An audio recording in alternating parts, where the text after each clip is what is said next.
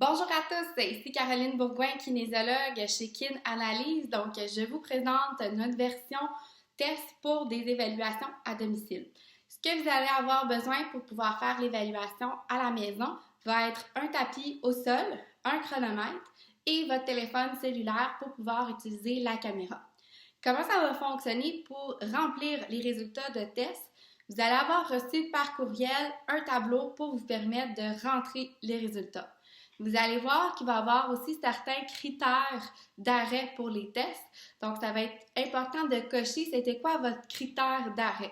Les choix que vous allez avoir vont être « J'ai perdu l'équilibre »,« J'ai arrêté à cause d'une douleur ».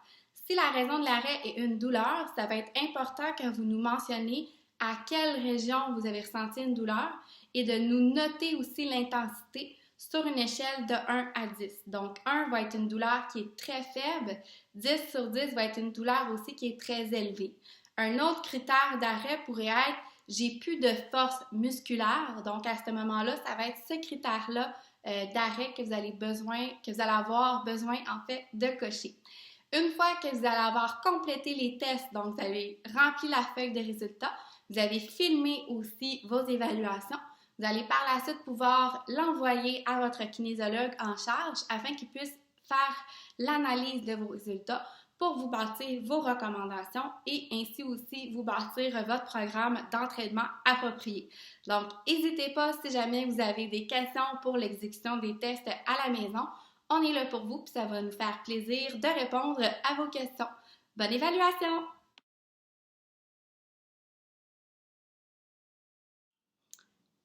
Bonjour à tous, ici Caroline Bourgoin, kinésiologue chez Kin Analyse. Donc, nous sommes maintenant rendus dans la portion test pour notre évaluation. Donc, ce que je vais avoir besoin pour cette portion-là, d'avoir au moins un t-shirt et des shirts et le plus possible pas de la même couleur. Donc, le premier test qu'on va faire, ça va être un test de mouvement, ça va être un test de squat. Ce que vous allez avoir de besoin va être un bâton, vous pouvez prendre un manche à balai, ça va faire parfaitement le travail. Donc, pour cette capture vidéo, j'ai besoin de vous voir de la tête jusqu'aux pieds, le faire une fois face à la caméra et une deuxième fois de côté. Donc, ce que vous allez faire, on va se placer les pieds à la largeur des épaules. On va prendre le bâton aussi à la largeur des épaules. Vous allez lever le bâton au-dessus de la tête. Donc, descendre en position squat veut dire je descends en petit bonhomme. Vous allez le plus loin que vous êtes capable. Vous pouvez arrêter en tout temps durant le mouvement. Donc, je vais descendre, je plie les genoux. Je pourrais arrêter ici si ça va bien. Je peux continuer plus bas. J'ai le droit de décoller mes talons si je le souhaite. Et je reviens en position debout. Vous allez le faire une deuxième fois. On va se placer de côté. Même chose, encore les pieds largeur des épaules. Je lève le bâton au-dessus de ma tête.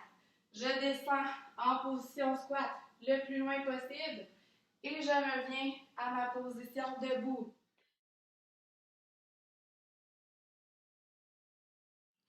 Test numéro 2, dans l'évaluation, vous allez encore avoir besoin du bâton. Donc, pour ce test-ci, c'est un test de mouvement. C'est un mouvement qu'on va faire en forme de fente. Donc, là aussi, je vais avoir besoin de vous voir de la tête jusqu'aux pieds. Ce que vous allez faire, vous allez vous placer sur le côté. On va prendre notre bâton derrière le dos. Vous allez venir à côté sur la tête et sur le bassin. Ce que je vais avoir besoin comme mouvement, vous partez les deux pieds ensemble. On va faire un grand pas vers l'avant.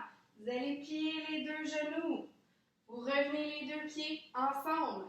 On revient à notre position de départ et vous allez faire la même chose avec l'autre jambe. Grand pas vers l'avant. On descend, on plie les genoux. Vous revenez à la position de départ.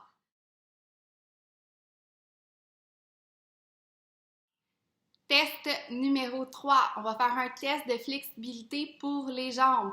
Donc, je vais avoir besoin de vous voir sur le côté. Donc, vous allez vous placer debout, de côté. Les pieds sont largeur des épaules, les genoux doivent rester droits. Donc, on n'a pas le droit de fléchir les genoux. Ce Ce que vous allez faire, c'est vous pencher vers l'avant, comme si on veut amener les doigts vers le sol et vous allez le plus loin possible. Donc, je peux descendre. Je pourrais arrêter ici parce que c'est mon maximum. Si je suis capable de descendre, d'aller jusqu'au sol, je peux y aller et je reviens par la suite doucement en position debout. Ce qui est important, donnez pas de coups pour aller toucher au sol, donc allez-y tranquillement jusqu'à temps que vous arriviez à votre maximum.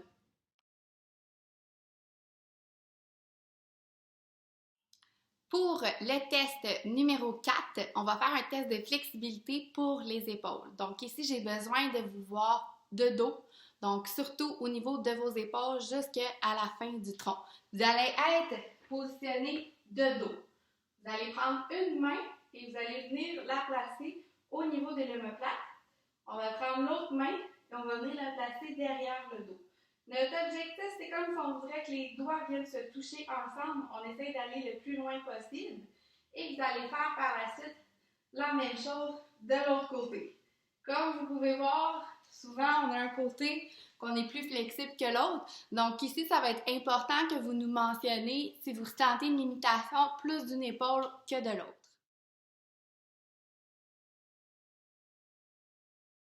Pour le test numéro 5, je vais avoir besoin d'un chronomètre. On va faire un test d'équilibre.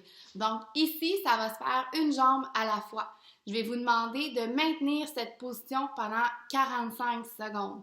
Si les mains bougent, la jambe bouge ou le pied touche au sol, ça va mettre fin au test. En tout temps, vous avez le droit aussi d'arrêter s'il n'y a plus de force ou vous avez une douleur. Donc, ce que vous allez faire, on a aussi besoin de vous voir de la tête jusqu'aux pieds. Donc, je vais me placer debout. Je vais venir croiser les bras et je vais venir lever un genou pour qu'il soit fléchi vis-à-vis la hanche. Et j'essaie de maintenir cette position-là pendant un 45 secondes. On va ensuite faire la même chose avec l'autre côté. Donc, important que vous nous donniez, dans le fond, votre temps à gauche et votre temps aussi à droite.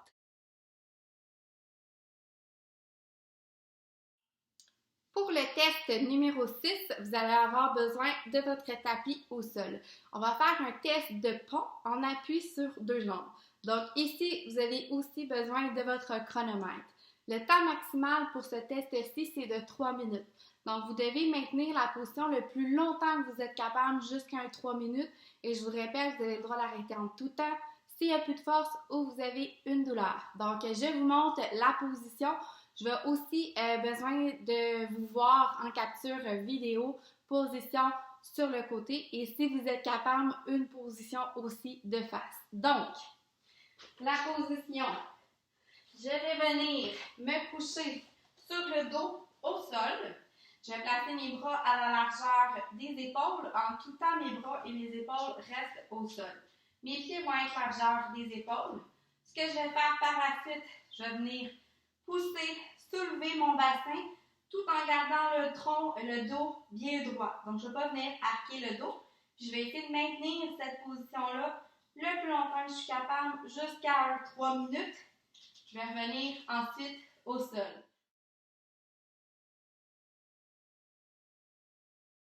On va faire un test de push-up.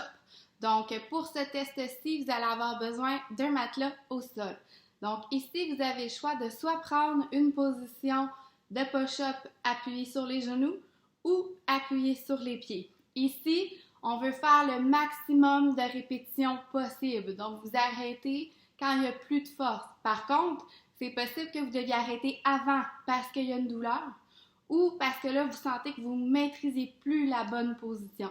Donc, encore là, je le rappelle, si on arrête un test à cause d'une douleur, ça va être important d'indiquer où vous ressentez la douleur et elle est à combien en intensité sur une échelle de 1 à 10. Donc, je vous montre les deux options de position. Donc, position push-up sur les genoux. Donc, les genoux vont être en contact au sol. On va placer les bras vers l'avant. Donc, important d'avoir une position de tronc qui est bien inclinée. Vous pouvez laisser les pieds au sol, comme vous pouvez croiser les jambes à votre confort. Donc, quand je dis une répétition, on va essayer d'aller jusqu'au sol. Donc, de descendre, la poitrine touche, on pousse, on revient à la position de départ. Vous avez aussi l'option de juste faire la moitié d'un mouvement si jamais vous ne pouvez pas aller au sol. Position sur les pieds. Donc, même chose, la position du tronc est bien alignée. On descend jusqu'au sol, on pousse, on revient à la position de départ.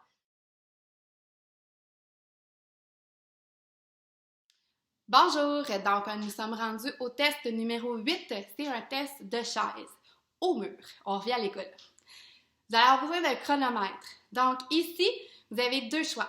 Soit que je vais venir prendre une position à 45 degrés ou à 90, donc allez-y selon votre condition de santé et votre condition physique. Par contre, quand vous choisissez une position, on doit maintenir celle-ci. Donc on ne peut pas changer de position en cours de route. Ici, le temps maximal que vous allez pouvoir rester durant le test, c'est 3 minutes. Donc vous avez le droit d'arrêter en tout temps. Si on n'a plus de force, on a une douleur. Et si vous arrivez à la fin de 3 minutes, le test va être complété. Donc, je vous montre les deux options de position. Donc, ici aussi, je vais avoir besoin de vous voir de face pendant le test. Donc, on va venir se positionner dos au mur. Vous allez avancer les pieds vers l'avant. On va placer les pieds largeur des épaules. Quand je dis une position à 45 degrés, ça veut dire que je vais placer les fesses plus haute que ma position de genou. Si j'ai une position à 90, là, je vais vraiment avoir les fesses à la même hauteur que les genoux et je vais venir placer mes bras le long du corps. Donc, je ne peux pas venir m'appuyer sur les cuisses et je ne peux pas venir m'appuyer sur le mur durant ce test-là. Notre objectif, c'est d'essayer de maintenir la position pendant 3 minutes.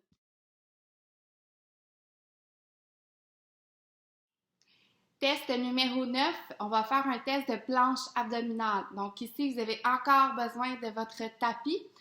On a deux choix de position, soit qu'on va prendre une position les genoux en appui ou les pieds en appui.